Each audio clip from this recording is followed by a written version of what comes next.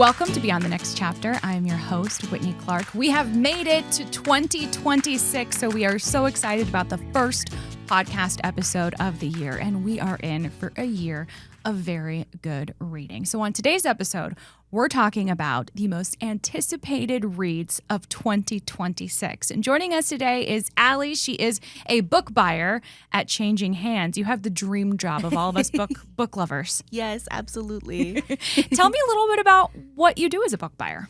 Well, as a book buyer, the main part of my job is keeping the store stocked with backlist is what we call it. So, books that have already come out and people already love and are buying. And then the other part of my job, which is probably the most exciting, is that I get to see what new books are coming out. And I meet with reps from all the different publishers, and they tell me what they're excited about and what is definitely going to be a hit, they think. So it's really cool. Is it hard to choose? Because there are so many books that are coming out every single week. It is so hard to choose. There's so much coming out. I feel like I had no idea that so many different things were coming out constantly, and it's really crazy to choose.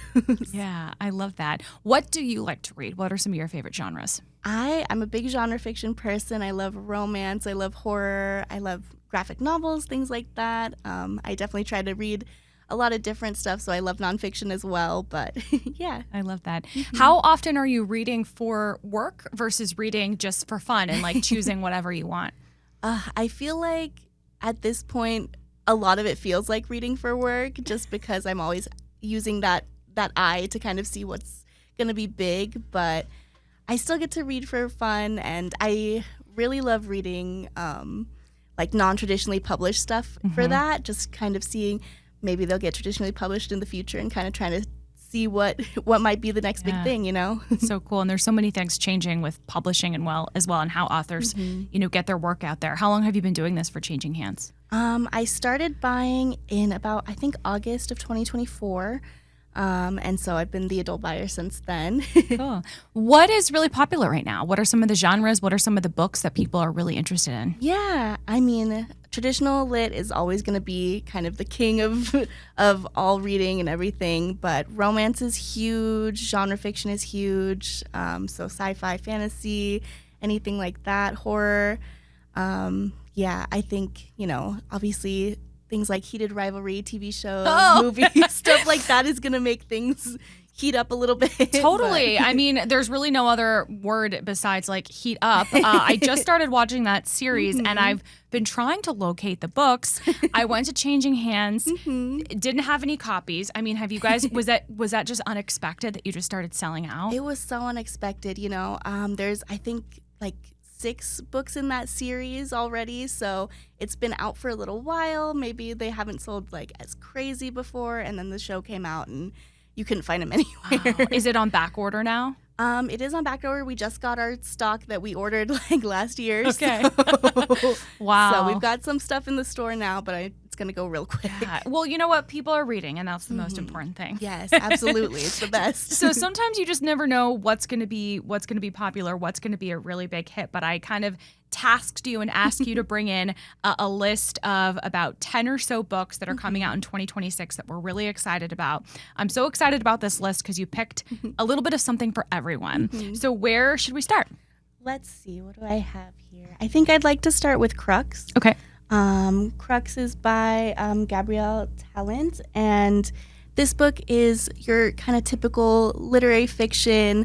It's about 2 teenagers who are best friends, and their big passion in life is rock climbing, and they both have really complicated home lives, and it's their senior year of high school, and so they're kind of dealing with all of the struggles of adulthood, struggles of their personal lives, but their friendship and their love and passion for rock climbing kind of pushes them through and kind of gives them something that drives them, and it's everybody who's read it loves it and just feels like the character dynamics and the passion is so interesting and compelling. So I love that. And that comes out in January. And hasn't it been quite some time since he's come out with a book? It has been quite a while, yeah. Okay. But I know that the reps that I've spoken to about it are really excited to see his comeback and just are really pushing hard for this one. They really believe in it a lot. Yeah, it's really nice when it's been years since you've heard from an author. It kind of like builds up that anticipation even more, and you're even more excited to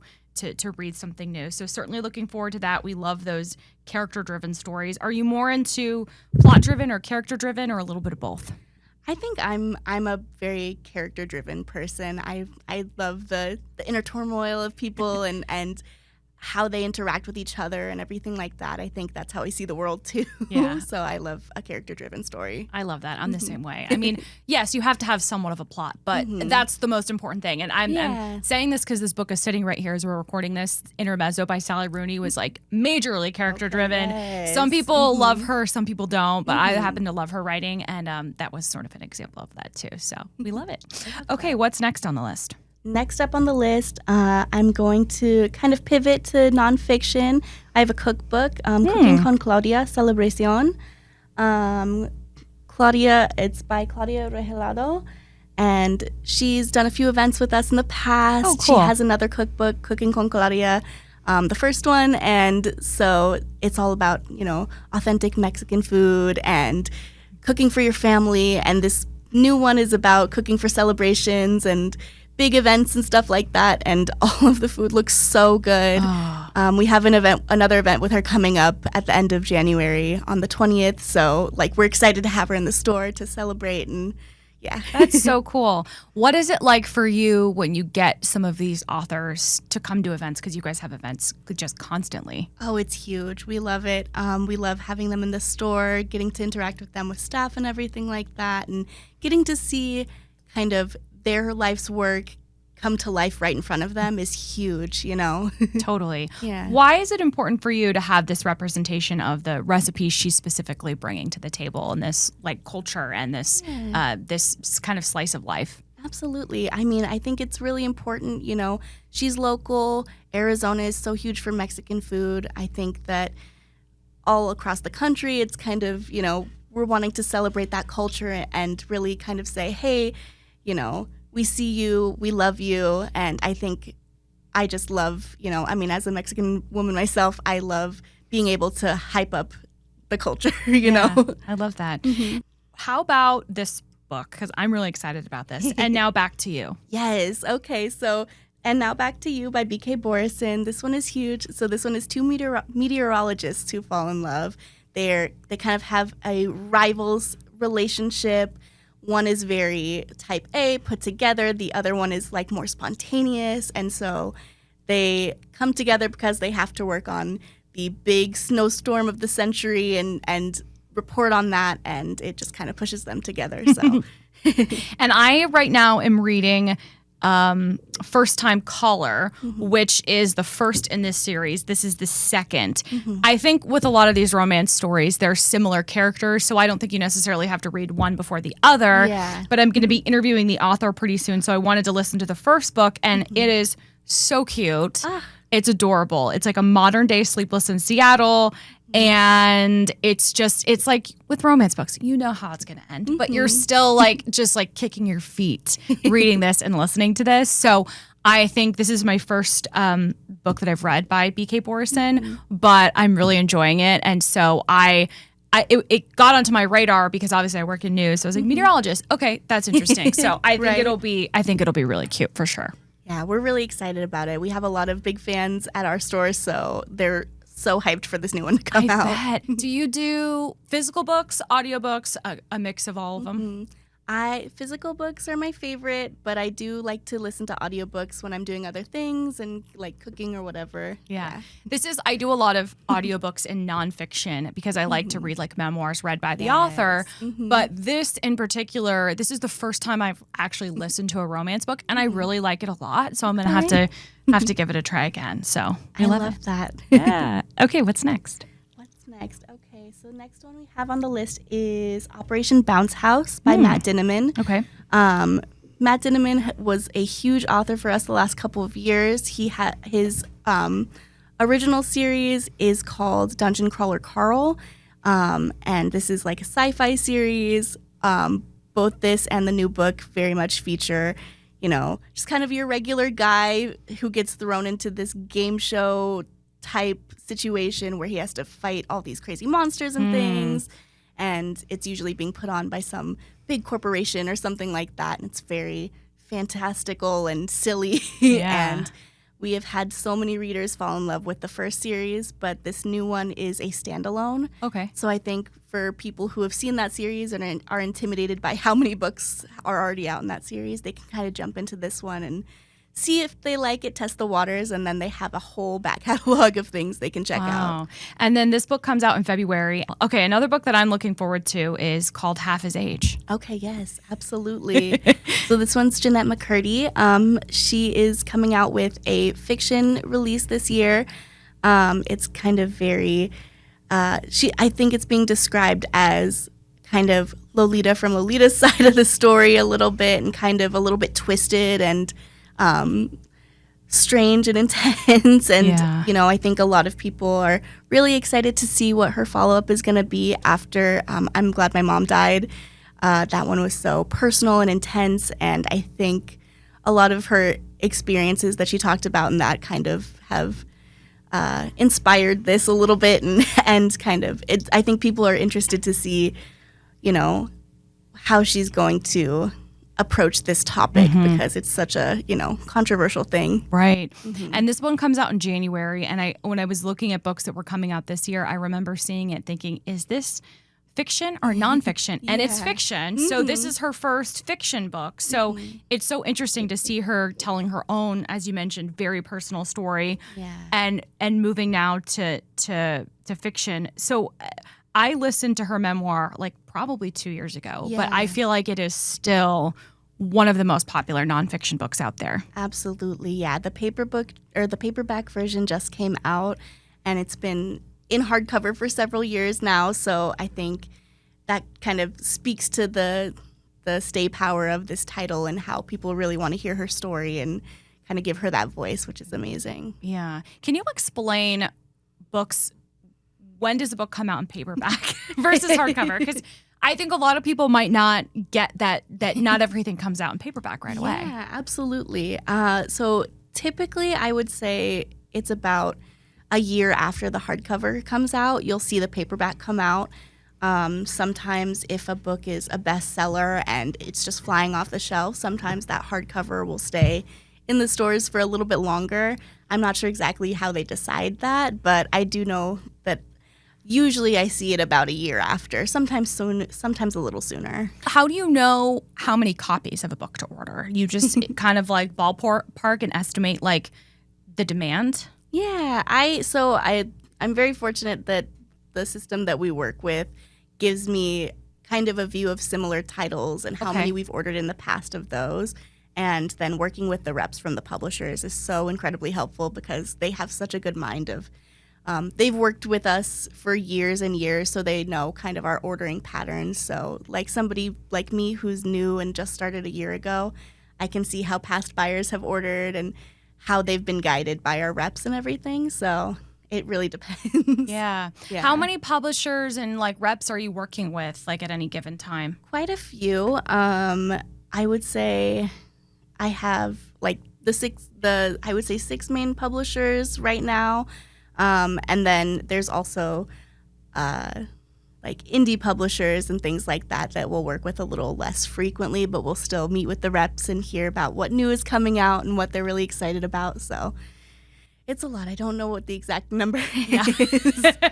But. Well, and then when you get, there's the publishers, and then there's the authors have their, representatives and PR people. So there's so much that goes into all of this. It's like not until you get into like this world do you realize how much goes into it, for sure. Absolutely, yeah. Cool. So again, Jennette McCurdy's book comes out in January. Anything else on the list that you want to talk about? Let's see. I think the last one I want to talk about that I'm just super excited. It's a book called The Ending Writes Itself. It's by Evelyn Clarke. So Evelyn Clarke is actually a combined pen name for 2 different authors. Okay. The 2 authors, V.E. Schwab, and then... Oh, that's okay. Kat Clarke. Oh, okay, yeah. V.E. Schwab. I think a lot of people are super familiar with her work. Yes, yeah. It's really, really cool. It's about this author who's incredibly famous, invites these 6 other authors to come to his estate on an island and kind of do a writer's retreat. Then they get there and find out that he's actually passed away and his final book in his series is not finished yet. And so they all have to compete to kind of finish that novel. And a bunch of crazy things happen. So, yeah, that one looks really cool. And that book comes out in April. And I'm always so fascinated by authors who write with another author. Me too, yeah. I've interviewed a couple before, and they kind of talk about their process. But it's funny because you would never know that VE was behind this based on the name. You'd have to kind of do a little digging. So that's pretty cool that that's the case. Yes, I agree. It's really, really cool. It was definitely a big reveal from the reps. They told us about the book, and then later on down the line, they told us who the two authors were. Did that change your opinion or perspective of the book? Like, were you already interested, or did that kind of take it up a notch? I was already interested, and when they talk to us about these things, they have to be very hush-hush, and they'll kind of give us a little sneak peek of I definitely think you'll know this person, you'll want to order up, or they'll be maybe it might be a little riskier, but you should still go for it, Yeah. So it's interesting. That's so cool. How far in advance do you decide? So if this, for example, this book is coming out in April, how far in advance do you have to order the number of copies that you'll need? Yeah, I believe this one was on our spring list. Okay. So we went over those, I think, in October, I would say. So pretty far in advance. Yeah. It's like the world of publishing works so far in advance. It really even does. now you're hearing about people's books coming out in 2027 and whatnot. Yeah, it's crazy. There's so many that are super far in advance. It definitely throws off my perception of time sometimes, but it's really cool to see what's coming out and how far ahead. And once it's finally out, you're like, oh my gosh, I heard about this half a year ago. Yeah, I love that. Is there anything you want people to know if maybe they're someone that wants to read more in the new year? Any advice for people who are trying to kind of get back into a habit that, unfortunately, a lot of people may lose over the years? Yeah, absolutely. I think that my biggest advice is, try something new. You never know what you're going to be interested in until you try it. And also, if you see something and you're like, oh, that sounds interesting, I don't know if I want to commit to reading something new, just try it. And don't be afraid to drop a book if you don't like it also. That's my other advice. If you're not into it, try something different. Yeah, I used to be one of those people that I would finish a book no matter what. That's not me anymore.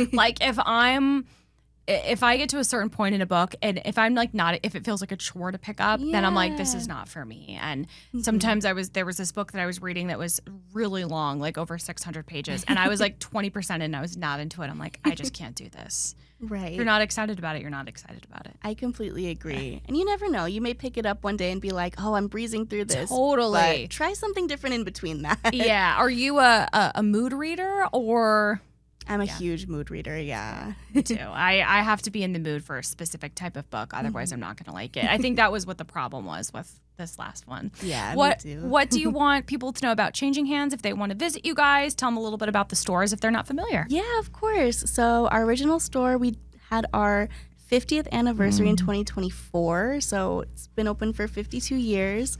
One of my favorite things about the store is I love going in and seeing the bestsellers. Yes. And I love seeing the staff picks, which is really cool. How do you guys do the staff picks? Yeah, so our staff, we don't ever tell them what they have to read or anything. It's just all based on what they're interested in and, what they see in the store and pick up. And so they'll write their staff picks and then we'll put them out. And they really do a lot of heavy lifting for some of the books that people might not notice it, just on their own. Yeah. Totally. And you can see the full list of Ali's picks and then some of mine as well on our website, azfamily.com. So thank you so much for joining us. This is great. Of course. Thank you for having me. Yeah.